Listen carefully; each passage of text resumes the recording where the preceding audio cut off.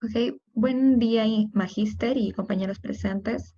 En esta ocasión, nuestro grupo, conformado por Alfred Copa Quispe, Sebastián Arias Jayos, Angels Quispe Porras, Marjorie Sosa Mamani y quien les habla, Rosy Catherine Virca Quispe, presentaremos el tema de los números complejos. Primero que nada, debemos de hacer una pequeña introducción a lo que son los números complejos. Estos surgen de la necesidad de poder operar o interpretar los números de raíces negativas.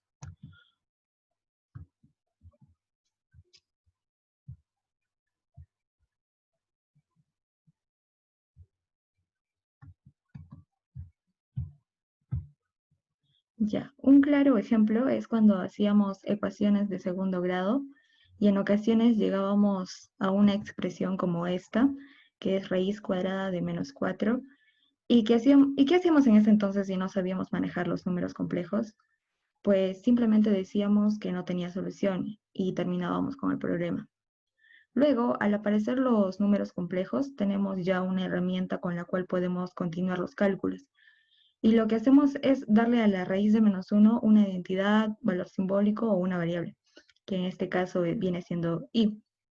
De modo que la expresión de -4, raíz de -4, quedaría de la siguiente forma.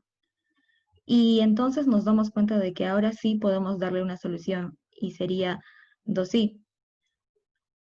Así que esa raíz de -4, que en el campo de los números reales decíamos que no tenía solución, puesto que ningún número multiplicado por sí mismo da -4, ahora en el campo de los complejos sí tiene una solución. Ahora, para poder operar con ellos, también tenemos que saber que se pueden expresar de varias maneras. La primera viene siendo la forma binómica, y un número complejo puede escribirse como la suma de dos partes. Una parte A, que viene siendo la parte real, y la parte B, que viene siendo la imaginaria, que contiene en este caso la I, o también llamada compleja, la parte compleja. Por ejemplo, podemos tener el número que pueden ver ahí, que sería z igual a 3 más 4i. También puede darse el caso de otro número distinto, cuya parte real sea 0 y solo contenga la imaginaria. En ese caso, se habla de un imaginario puro. Los números complejos también los podemos representar en un plano cartesiano. En el eje de las X representamos la parte real y en el eje de las Y la parte imaginaria. Por ejemplo, si representamos el valor que pusimos como ejemplo, que es 3 más 4i en el plano cartesiano, quedaría más o menos de esta forma. Y a partir de la representación que hicimos, podemos deducir o entender las otras dos formas que hay para representar un número complejo. Aquí, basándonos en el vector, es que aparece la segunda forma, y es la forma polar. Como vector va a tener un módulo r y un ángulo alfa, y la forma polar de un número complejo es r, indicando el ángulo que forma. Ahora, para poder hallar tanto el módulo como el ángulo, podemos hacerlo mediante la resolución de triángulos. Y es entonces que puede quedarnos expresado de la siguiente forma. Por último, la tercera forma de expresar un número complejo es la forma trigonométrica. Aquí el número está expresado en función del seno y el coseno de su ángulo. A continuación, haremos algunos ejercicios sencillos para poder entender mejor el tema. Ya, primero nos dicen, dado los siguientes números complejos, que son z1 igual 3 menos 2i, z2 igual a 1 menos 4i, z3 1 más i y z4 igual a i, nos piden hallar los tres apartados que se muestran, A, B y C. En el apartado A nos piden hallar la suma de z4 más z4 al cuadrado más z4 al cubo más z4 a la cuarta. Entonces, sabemos que z4 vale i, así que procedemos a reemplazarlo en el apartado. Y no lo puedo reducir más, así que lo dejamos tal cual está, más i cuadrado. Sabemos que i es igual a raíz de -1, por lo tanto i al cuadrado será -1, más i al cubo. Aquí podemos colocar a i al cubo como i cuadrado por i más i a la cuarta. Podemos colocarlo este término como i al cuadrado por i al cuadrado. Nos queda de la siguiente forma, que es i menos 1 más i cuadrado es igual a menos 1 y multiplicado por i, y nos queda de la siguiente forma, que sería menos 1 más i a la cuarta, que lo colocamos como, anteriormente lo colocamos como i al cuadrado por i al cuadrado, y eso sería menos 1 por menos 1, como podemos ver ahí.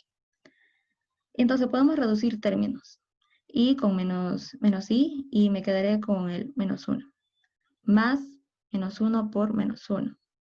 Eso es igual a 1, y el resultado entonces sería 0. En el apartado B, que podemos ver ahí, nos pide dividir z1 entre z2. Empezamos colocando los valores de z1 y z2, y tendríamos 3 menos 2i sobre 1 menos 4i. Y vemos que en el denominador tenemos una raíz, así que vamos a racionalizar. Y lo multiplicaremos por la conjugada del denominador. De esta manera tendríamos un producto notable que nos ayudará a despejar la raíz, y la expresión que tendríamos sería de la siguiente forma: 3 menos 2i sobre 1 menos 4i por 1 más 4i sobre 1 más 4i, así como pueden ver en la pantalla. En el numerador procedemos a multiplicar, y en el denominador tendremos una suma por diferencias, que nos dará una diferencia de cuadrados. Así que ahí pueden ver, realizamos ese 3 más 12i menos 2i, nos va a quedar como 10i, menos 8i al cuadrado. Ese i al cuadrado ya sabemos cuál es su valor, así que podemos reemplazarlo. En la parte de abajo procedemos a realizar el cuadrado, y entonces nos quedaría de la siguiente forma, que sería 3 más 10i menos 8i más 1 sobre 1 menos 16i. Ahora, y nos quedaría 11 más 10i sobre 17. Ahora, para dar la respuesta, separamos la parte real de la parte imaginaria, y tendríamos lo que es 11 sobre 17 más 10i sobre 17. En el apartado C nos pide hallar el módulo de la conjugada de Z1. No nos piden el módulo de Z1, sino su conjugada. Primero reemplazamos el valor de Z1 y colocamos su conjugada. ¿Y cuál es? Pues simplemente le cambiamos el signo a la parte imaginaria, y sería 3 más 2i. Y para poder hallar el módulo tenemos la ayuda de una fórmula, la cual está viendo en la parte de arriba, que nos dice que en un número complejo que es igual a más bi, el módulo de z será igual a la raíz cuadrada de la parte real al cuadrado más la parte imaginaria al cuadrado. Reemplazamos en la fórmula y tendríamos lo siguiente: raíz cuadrada de 3 al cuadrado más 2 al cuadrado. Y eso sería igual a la raíz de 3. En este caso, esa sería nuestra respuesta. Ahora el siguiente ejercicio lo realizará mi compañera Marjorie. Buenas tardes, ingeniero. Buenas tardes, compañeros. Quien les habla es Marjorie, y voy a continuar con la solución de ejercicios. En este ejercicio podemos ver que nos piden sea m igual 3 más 2xy, todo eso elevado al cuadrado. ¿Qué valor debe tomar x para que a, m sea imaginario puro, b, m sea imaginario real? Para ello vamos a comenzar resolviendo la alternativa A. ¿Puedes seguir, por favor?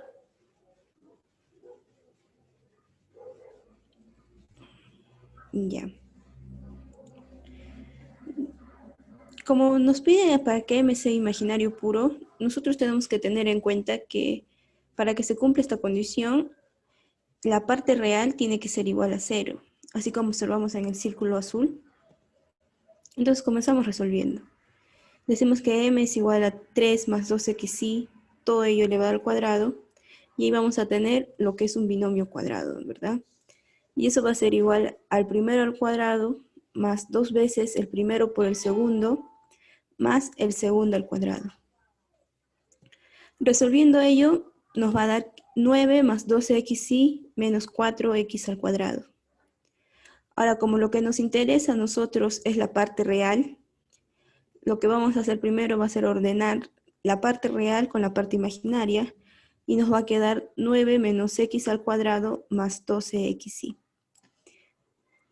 Y lo que vamos a hacer es igualar la parte real igual a 0, que va a ser 9 menos x al cuadrado igual a 0. De esas ecuaciones vamos a obtener dos respuestas. Vamos a tener primero x al cuadrado es igual a 9 cuartos. Y como solución vamos a tener que x va a ser igual a 3 medios o menos 3 medios. Entonces, estas dos respuestas de x va a satisfacer lo que va a satisfacer lo que nos pide, ¿no? Para que m pueda ser un imaginario puro. En la parte B nos piden hallar que sea imaginario real. Entonces, aquí tenemos que tener en cuenta, para que se cumpla esta condición, que nuestra parte imaginaria tiene que ser igual a 0. ¿Podemos seguir, por favor? Ya. Agarramos la parte donde dice 9 menos 4x al cuadrado más 12xy y agarramos la parte imaginaria y lo igualamos a 0, que es 12xy igual a 0. Y el único valor que puede tomar x para que sea igual a 0 es 0.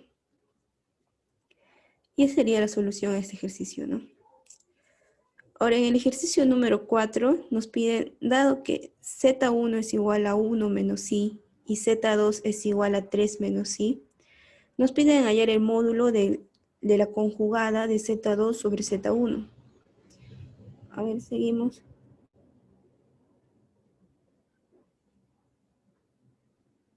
Ya. Entonces, lo primero que vamos a hacer es efectuar la división entre z2 y entre z1. Esto va a ser igual, lo que reemplazamos valores, z2 es igual a 3 menos i, z1 es igual a 1 menos i, y como en el denominador tenemos una raíz, lo que vamos a hacer es multiplicar tanto en el numerador como en el denominador por la conjugada, que sería 1 más i. Entonces, ¿qué procedemos a hacer? Multiplicamos, ¿no? Y vamos a obtener 3 más 3i menos i al cuadrado. Como en el denominador tenemos una diferencia de cuadrados, vamos a obtener 1 al cuadrado menos i al cuadrado. Seguimos. Efectuando esta operación vamos a tener que es igual a 4 más 2i sobre 2. Y seguimos resolviendo y nos va a quedar 2 más i. Pero esa no sería la respuesta que nos pide. Lo que tenemos que hallar es la conjugada de 2 más i, que sería 2 menos i, y como lo explicó la compañera antes, es lo opuesto al signo que tiene la parte imaginaria, ¿verdad? Que sería 2 menos i. Y ahora recién podemos hallar el módulo, ¿no? Entonces decimos que el módulo de 2 menos i es igual, nos fijamos en el círculo de arriba, y nos dice la fórmula que es igual a la raíz de la parte real al cuadrado más la parte imaginaria al cuadrado. Entonces reemplazamos y vamos a obtener 2 al cuadrado menos 1 al cuadrado. Y eso nos va a dar como respuesta la raíz de 5. Y para seguir vamos a leer lo que son aplicaciones y vemos que los números complejos tienen aplicaciones tanto en matemáticas, en variables complejas o análisis complejo, en ecuaciones diferenciales, en fractales y en física. Ahora le voy a dar paso a mi compañera Rosy para que pueda concluir con las conclusiones. Ya, muy bien. Las conclusiones a las cuales se pudo llegar en esta exposición son que los números complejos tienen gran importancia para lo que es resolver problemas con ecuaciones polinómicas. También estos enriquecen el conocimiento y desarrollan un pensamiento crítico y lógico en el campo tanto de la ingeniería eléctrica y física. Ok, eso fue todo por nuestro grupo. Gracias por su atención.